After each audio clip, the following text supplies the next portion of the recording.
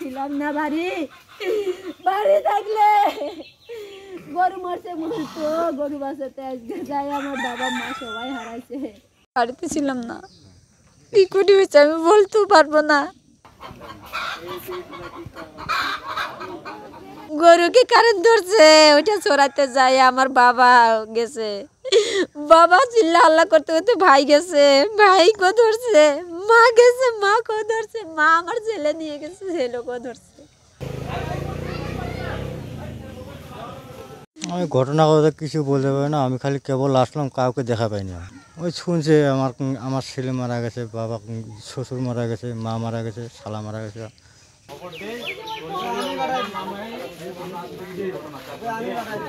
সবার মায়া ওটুকুই আর কি বাচ্চাটাকে যে বাঁচাতে পারলো না ওটুকুই বেশি বাচ্চাটার জন্য আর কি মায়া বেশি না হুক করা ছিল এমন কোনো ঘটনা আমি জানি না তবে যেখানে ঘটনাটা ঘটেছে ওইখানে লাইন থেকেই ঘটনাটা ঘটেছে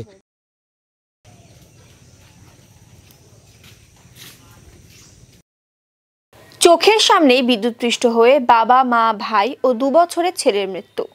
পরিবারের সকলকে হারিয়ে ঘটনার পর থেকে কেঁদেই চলেছেন বাড়ির মেয়ে সুফলা মর্মান্তিক এই ঘটনায় শোকের ছায়া নেমে এসেছে এলাকায়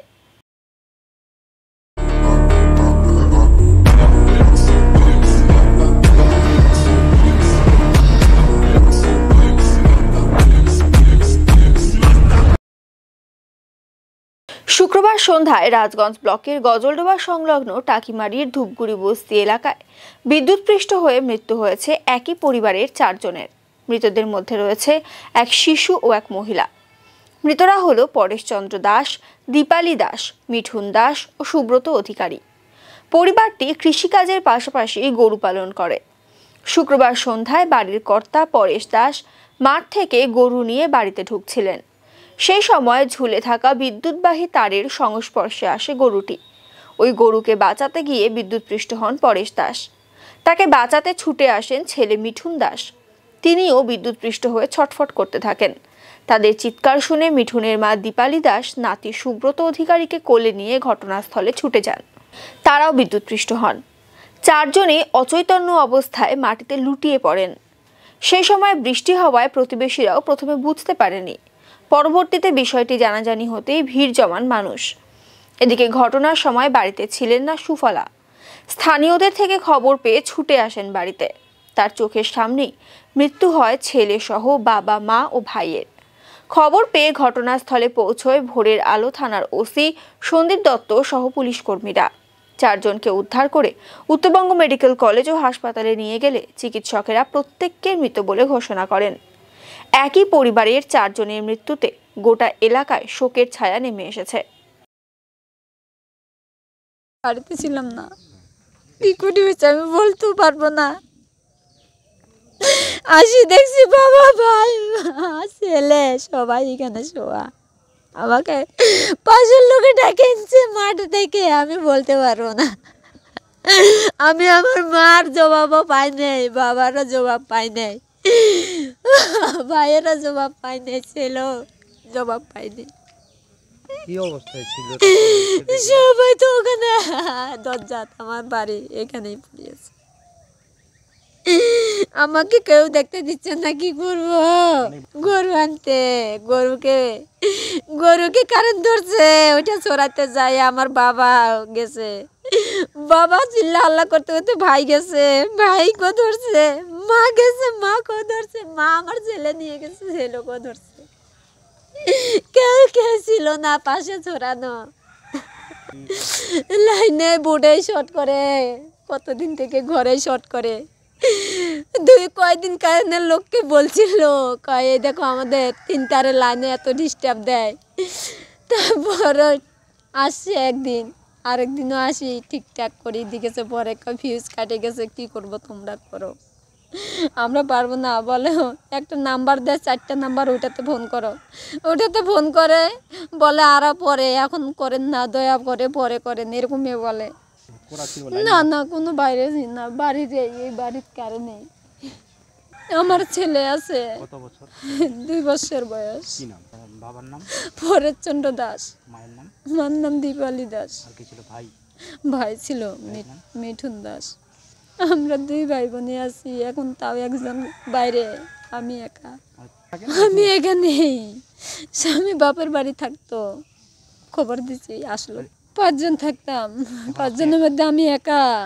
সবাই কৃষিকাজ, এই কৃষিকাজ করে মাল সবজি উপার্জন করে সাইকেলে করে বাজারে দিয়ে বিক্রি করে, সেই পয়সা দিয়ে আনি সংসার চালাই। বাবাকে, মাকে, ভাইকে, ছেলেকে সবাইকে খাওয়াইতে, সেই পয়সা দিয়ে চলতে আমাদের কিচ্ছু নাই। আর আমি ঘটনা কথা কিছু বলতে পারি না, আমি খালি কেবল আসলাম, কাউকে দেখা পাইনি। আমাকে ফোন করছিল, আমার বউ ফোন করছিল, ফোন করে বলছে এরকম এরকম ঘটনা, তুই আয় তাড়াতাড়ি আয়। আমি এসে পড়েছি, তারা ওরা এসে নাগাল পাইনি, কাউকে নাগাল পাইনি, সবাইকে উঠাই নিয়ে চলে গেছে। আমি তখন পাইলাম ওকে, ওই যে আমার দাদা বাড়ি, ওদের বাড়ি। ওই শুনছে আমার ছেলে মারা গেছে, বাবা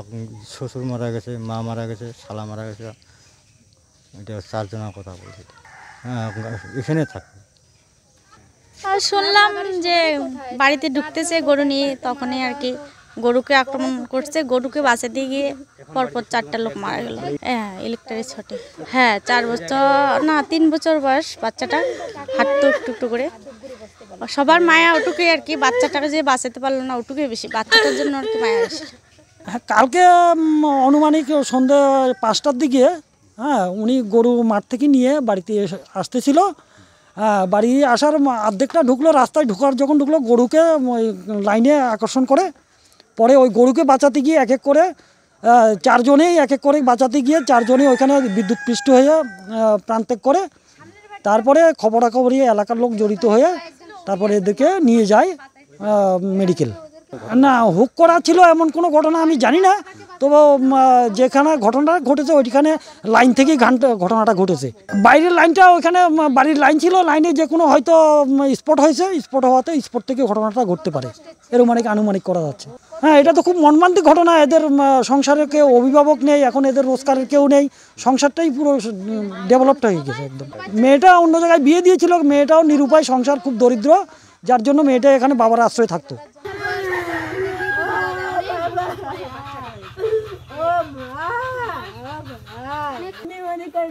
ছিলাম না বাড়ি থাকলে গরু বাঁচাতে আজকে যাই, আমার বাবা মা সবাই হারাইছে।